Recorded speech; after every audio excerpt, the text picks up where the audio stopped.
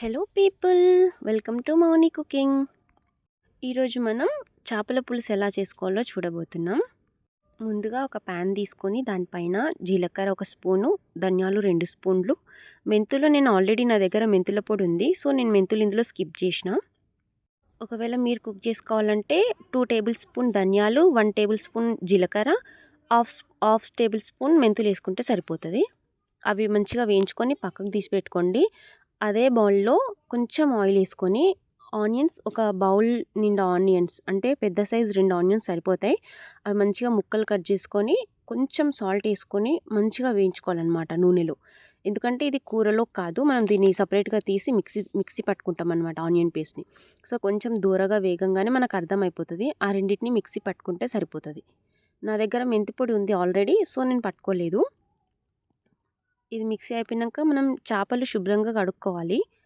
ఇక్కడ ఫిష్ కడిగింది, ఇంకా నేను మసాలాలు వేసింది క్లిప్ తీసిన, కానీ అది నా దగ్గర డిలీట్ అయిపోయింది. సో ఏమీ లేదు, నార్మల్గా మనం ఇంట్లో డైలీ వాడుకునే మసాలాలే అనమాట. ఉప్పు, కారం, పసుపు, అల్లం వెల్లుల్లి పేస్టు, కొంచెం ధనియాల పొడి. సో కాకపోతే మనం ధనియాలు, జీలకర్ర, మెంతులు పొడి పట్టుకున్నాం కదా, ఆ పొడి ఉంది. సో నేను ఏ పొడులు యూజ్ చేయలేదు, జస్ట్ ఇంట్లో వాడుకునే ఉప్పు, కారం, పసుపే.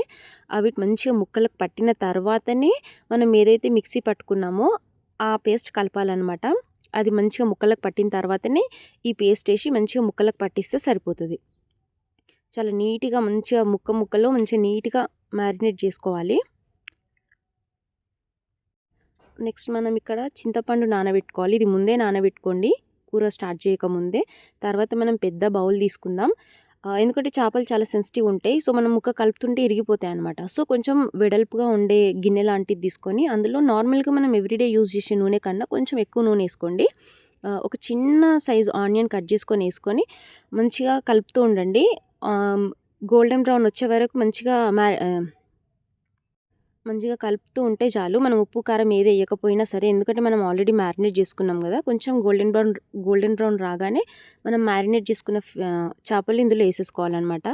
మ్యారినేట్ చేసి అట్లా 1 or 2 hours ఉంచాల్సిన అవసరం లేదు, మనం వెంటనే కూర వండేసుకోవచ్చు. చేపలు వేసినాక ఒక్కసారి అటు ఇటు కలిపిన తర్వాత నుంచి మొత్తం కుదుపుకున్నాను అనమాట. ఒక్కసారి కూడా స్పూన్ యూజ్ చేయలేదు. జస్ట్ మూత పెట్టి అట్లా మగ్గియండి సిమ్లో. కలపాల్సిన సిచ్యువేషన్ వస్తే ఇట్లా కుదుపుకోండి, కానీ అసలు కలపకండి, చేపలు తొందరగా విరిగిపోతాయి. తర్వాత ఇట్లా నూనె పైనకు తేలంగానే చింతపండు రసం వేసేసుకుంటే సరిపోతుంది. దాన్ని కూడా జస్ట్ కింది వరకు దిగాలని అట్లా స్పూన్తో అలా అన్నాను. మీరు మాత్రం మొత్తం స్పూన్తో కలపొద్దు, ముక్కలు ఇరిగిపోతాయి అన్నమాట. అంతే, నూనె పైనకు తేలిందంటే దాంట్లో కొత్తిమీర వేసుకొని సర్వ్ చేసుకుంటే అయిపోతుంది. ఇంతే మన ఎంతో టేస్టీ అయిన ఫిష్ కర్రీ.